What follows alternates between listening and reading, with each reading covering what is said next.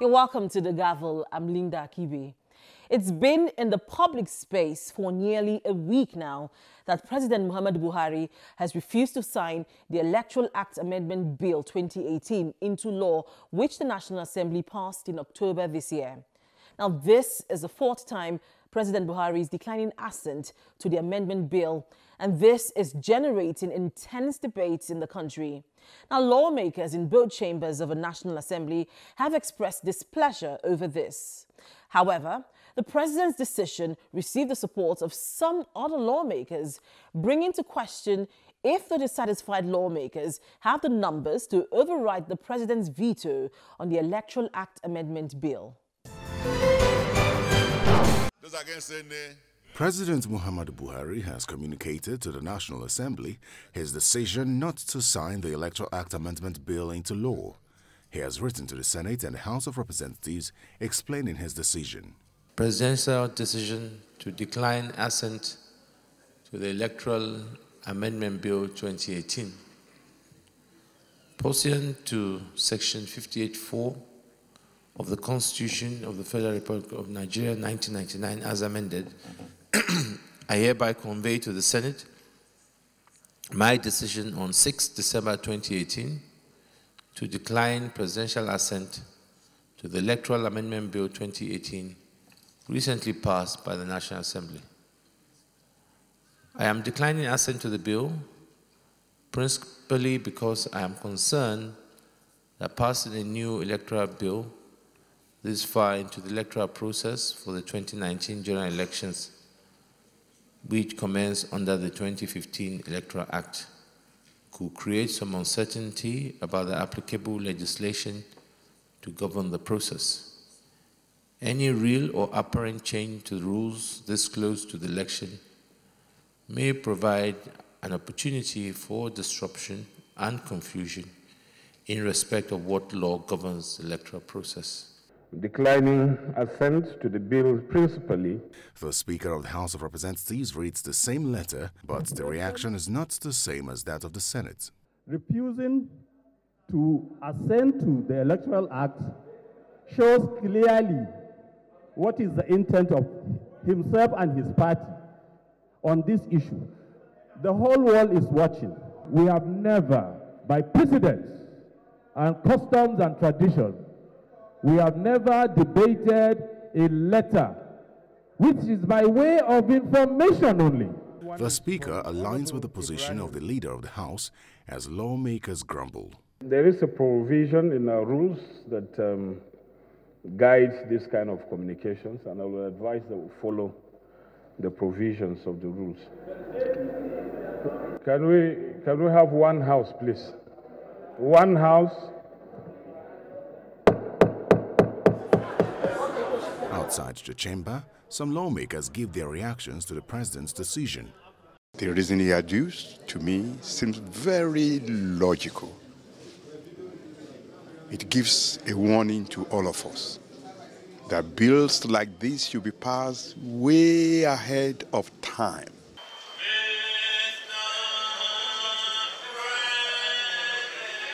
As much as there have been calls for the president to rescind his decision, there have also been insinuations that the National Assembly might override the president's decision. My point is unambiguous, and that is the president should sign, and if he refuses to sign, the Senate and the National Assembly should take the next civil and constitutional instrument that will make it a reality. We urge my colleagues to cooperate together, not minding any party affiliation. So let us override this decision this time around. It's not about subordinates. I don't want grandstanding. We better not have the numbers. And I don't want anything that come and divide us as legislative house. So we just have to take the things as it is and hope that as soon as we return, we'll be able to pass it again. The issue of card reader and the incidence form is very, very important to the issue. It's something that we have to look at critically and see the essence, because we really want to to ensure that the vote cast counts. you know, that the votes the voters cast will count. And the only guarantee is by what we have suggested in these amendments. Overriding Mr. President on the Electoral Act in the name of the Father, the Son, and the Holy Ghost. I will support it physically, spiritually, and otherwise. And I believe by the grace of God, all men of conscience, women of conscience in the Parliament at the National Assembly will do so. And I encourage Nigerians to wait and see those legislators that will not support a democratic process, electoral process that will be more transparent, that will be more open, and that will reduce rigging. I want to see who among the legislators will not support this, and posterity and history will record this against their names. But we'll do everything possible to make sure that we override Mr. President and the wish and aspiration of the people. Meanwhile, the caucus of the All Progressives Congress in the House of Representatives has backed President Muhammadu Buhari's decision to decline assent to the Electoral Act Amendment Bill. Speaking after a meeting in the National Assembly, the Majority Leader, Representative Femi Gbajabiamila, waved off any suggestion that the opposition lawmakers could override the President and pass the Electoral Act. According to him, the National Assembly should just consider correcting the bill and returning it to the President. Mr. President has done well. The Constitution, if you study the Constitution very well, I believe it's Section 57, it does not oblige the President to give any reason for veto. All he has to do is return it and say, I'm not signing, I'm withholding my assent. He doesn't have to give you any reason. But every time he has done that, he has brought forward cogent, verifiable reasons why he is not signing. On this particular one, I believe the thrust and the spirit and the reason why Mr. President has refused to sign, which we identify with, is that every vote must count in Nigeria. We've been mouthing this thing, singing this thing for ages. I think the National Assembly should perfect the document, send it back. Mr. President will sign it. There's no question about that. That's our position. What if PDP members insist? Do we expect a showdown or something like that? No. Lawmaking is not about insisting. Lawmaking is about numbers. If they're able to muster 2/3 and they want to push it through, there's nothing we can do. But as a party, we're not going to be part of the you know, and you cannot also, like I said earlier, override an imperfect document. It makes no sense. You know, it's garbage in, garbage out. Despite the conversation of whether or not the dissatisfied lawmakers have the numbers to override the President on the Electoral Act Amendment Bill, it's clear some lawmakers are not on the same page with the President over his decision on the bill. A bill seeking to amend the 1999 Constitution and have Nigeria return to the parliamentary system of government, which was practiced in the early parts of the country's independence, has been introduced in the House of Representatives. The advocates of the bill say the parliamentary system of government has more advantages over the presidential system of government. They insist that the current presidential system's over-centralization of government's decisions obstructs economic development and makes it difficult to achieve economic objectives. Those against it say nay. It was one of the bills listed for reading. A bill seeking to alter the Constitution, sponsored by 71 lawmakers. These lawmakers, who say they are part of the 71 bipartisan lawmakers behind the bill, appear before journalists to give more details. We feel that parliamentary system that was adopted in 1960, starting from the Clinton Constitution in 1954, is the best economic benefit that can happen to our system. I don't believe that is achievable. Other members of the group also give some reasons to back their position.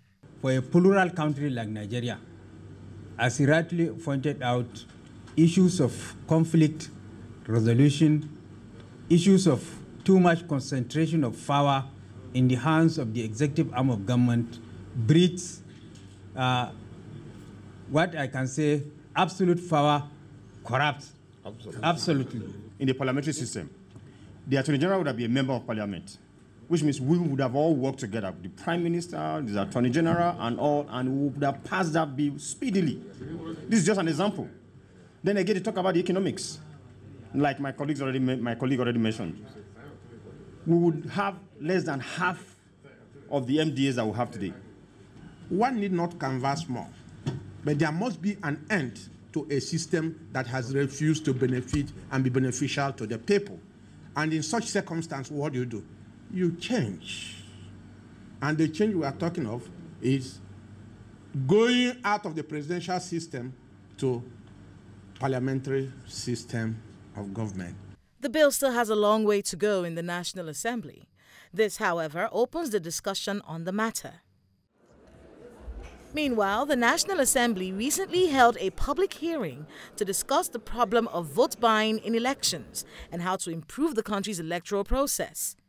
This hearing is coming a few days after the proposed amendment to the Electoral Act was rejected by President Muhammadu Buhari, and it is not surprising that this came up in the welcome remarks of the chairman of the Senate committee. Indeed, the amendment of the Electoral Act 2010 clearly demonstrated the good intention of the National Assembly of providing sound legislative instrument towards improving our electoral and democratic process.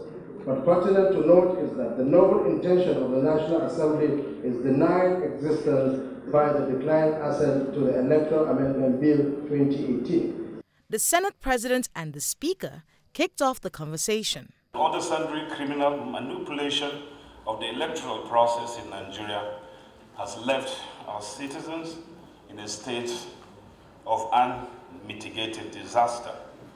As a result, we have been married off to a mob. Our democracy has stagnated and will sadly remain so until we eliminate all sham elections which have the effect of throwing up the walls of us to lead the base of us. It is all too clear that security agents are beginning to emerge at major clogs in the election process. Reports of collusion of political actors to disenfranchise voters is very worrying indeed. We cannot, under any circumstance, neutralize elections because that defeats the purpose of free, fair, and credible polls. For the chairman of the Independent National Electoral Commission, the issue of vote buying is not new, and there are some laws in place. Sections 124 and 130 of the Electoral Act 2010 as amended criminalize bribery and inducement generally, of which vote buying in cash on election day is only one dimension of the illegality. In addition, several laws of our land make bribery and inducement criminal conduct, such as the Administration of Justice Act, the EFCC Act, and the ICPC Act. Displaying a sample ballot, he outlines some steps being taken to check vote buying.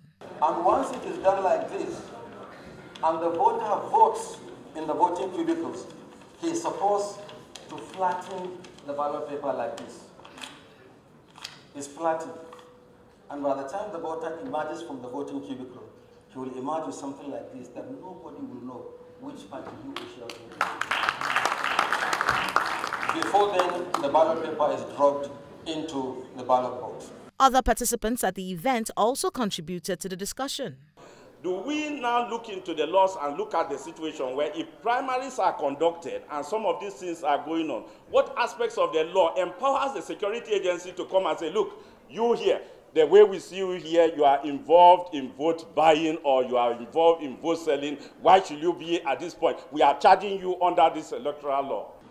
For us at the inter-party advisory level, our interest is that 2019 elections will be conducted with the interest of the multi-party democratic system we have at heart. Because if our democracy must grow, vote buying must be stopped at all costs. With less than 3 months to the 2019 general elections, the recommendations of this public hearing will still have to be adopted by both chambers of the National Assembly before it is hopefully implemented.